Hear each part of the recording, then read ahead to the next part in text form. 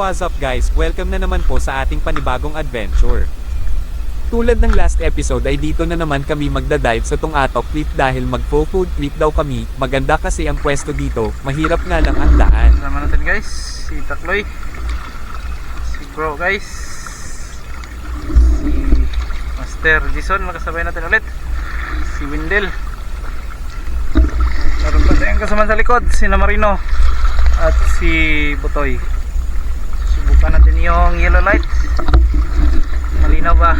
Susubukan natin ang ating bagong flashlight na yellow light guys kung bagay ba sa ating camera. Tara na guys, let's dive. So guys, bago tayo magpatuloy ay shoutout break na naman po tayo. Shoutout natin mga nag-comment sa ating latest video, pati na yung mga comments na ngayon lang natin nabasa. Shoutout sa aking agaw, Robert E. Donabello at kay Kim Soriano Parol. Dive safe always mga bro at God bless. Shoutout sa ating master, Rolly Dagok Tirariray at kay Christian Ray Hirona, all the way from Tabuelan, Cebu guys. Dive safe always mga bro at God bless. Shoutout sa ating dalawang YouTube subscriber, Rail Duarte at kay Enad Tam Sabuero. Dive safe always mga bro at God bless. Shoutout kay Rowell Dominici at kay R. Meson Lamar. Dive safe always mga bro at God bless. So guys, sa gustong ma-shoutout ay i-click nyo muna yung mismong video at doon po kayo mag-comment, paki-like and share na rin po para ma-recommend yung page natin. Marami pong salamat sa inyong solid na suporta.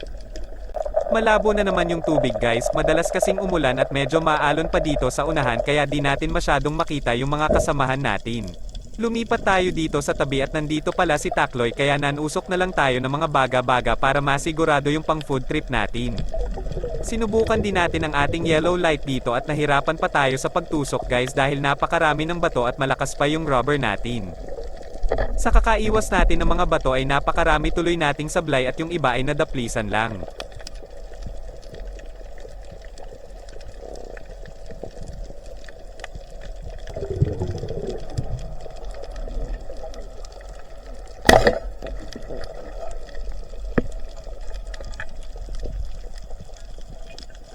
Yung iba naman ay nawala ng malay kaya dinampot na lang natin. Speaking of dinampot guys, sinali na rin natin sa damputan ang mga swaki hehe.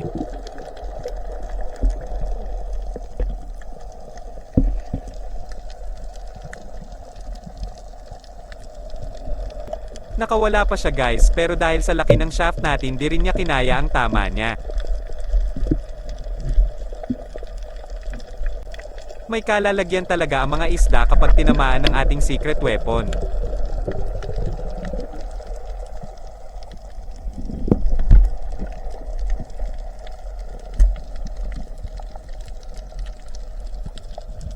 Pati ang isang to ay wala ring takas, para siyang hito guys pero wala siyang tinik, napakataba din ng isdang to. Nasalubong natin si Windel at sabi niya babalik na raw kami, dito lang kami dumaan sa tabi para manusok ng pang food trip.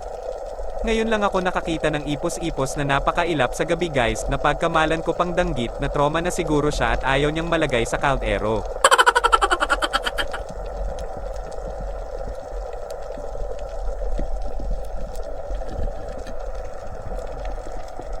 Nawala na tuloy siya, hindi ko na lang tinusok dahil naawa ako na parang natawa dahil sa reaksyon niya.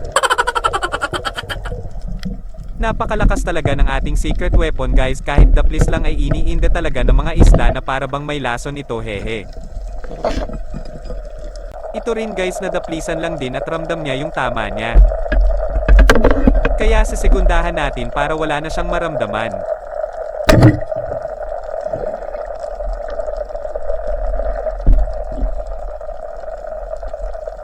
At dito guys ay sunod-sunod tayong nakatusok ng mga pusit, lumipat na tayo sa medyo malalim.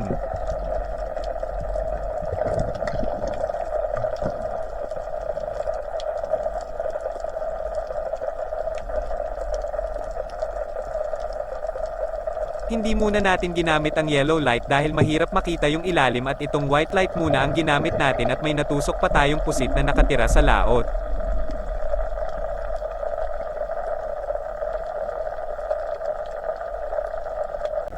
Huli na ng mabidyo natin ang mga pusit guys dahil nakapatay yung camera natin at kailangang mabilis natin itong matusok para hindi makatakas.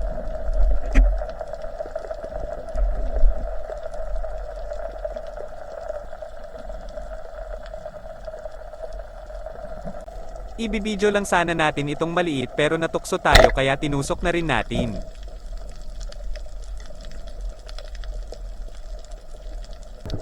Kaunti pa ang ating baga-baga dahil marami tayong sablay kaya nanusok ulit tayo.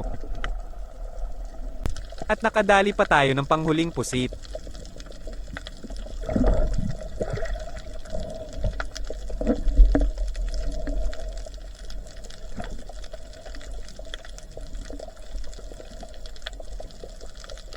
Katabi natin si Wendell at nanguha rin siya ng mga sapay.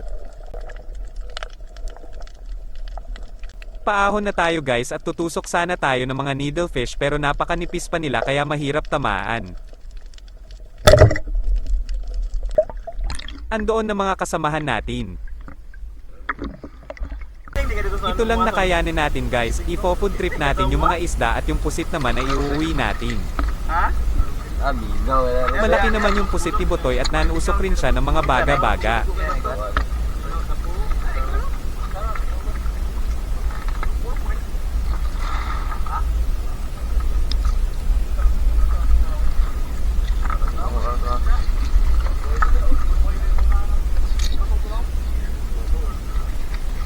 Ganon din kay bro at Takloy may pang food trip at may lambanan na naman si bro, kabisado na siguro niya kung saan hahanapin ang mga ito.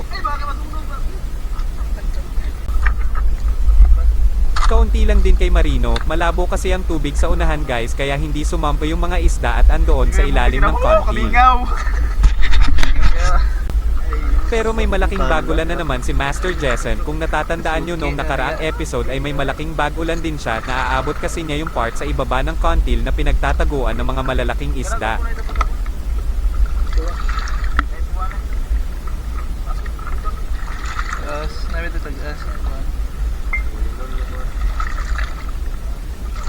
Andito na naman tayo sa pinakamasarap na part, ang ating food trip adventure. Handa na ang ating mga ingredients, yung isda na lang ang hindi pa naihanda.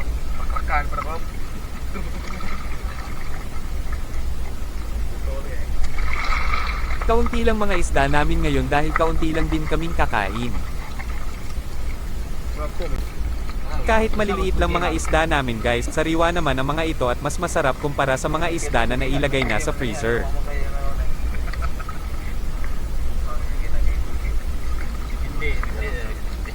Nagluya ko siya.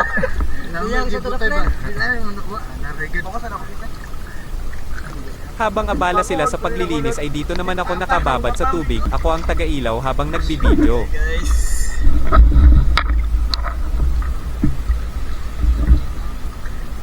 At di na kami nagpapatumpik-tumpik dahil medyo nagugutom na, inilagay na ni bro ang mga sangkap sa kaldero.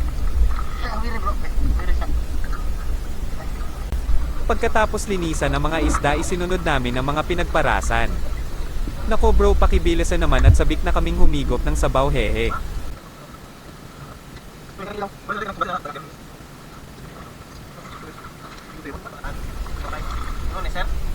Nice one, tapos ay timplahan mo na, damihan mo yung vetsin para mas masarap hehe.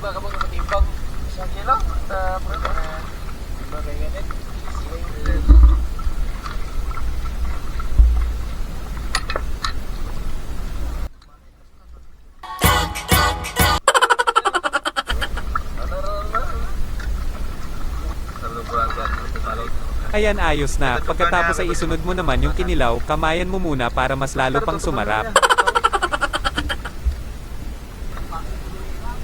Oh, tuyot operator man.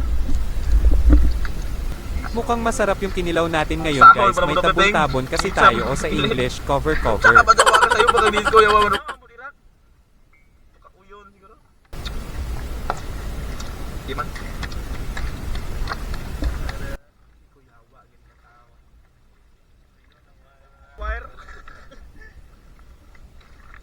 Sa wakas ready na ang ating hapunan, ano pang hinihintay natin? Tere guys, kain tayo.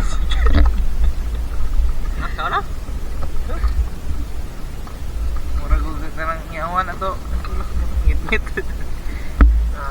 Wala ko kinilaw na ba? Pero ko og tinaw siguro ang dagat. Dili ko. Tanga ko yung kutsilyo. Hindi ka na unta. Ito, ito. Ito, ito. Asin na ko, asin ta. Baga. Tapos ikaw, hindi na ko pagkabaga katulong ko kayo. Paala ko yan.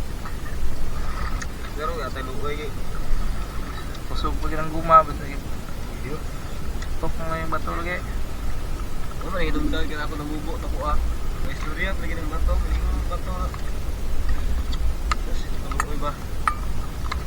Nahidumdal. Kita. Oo.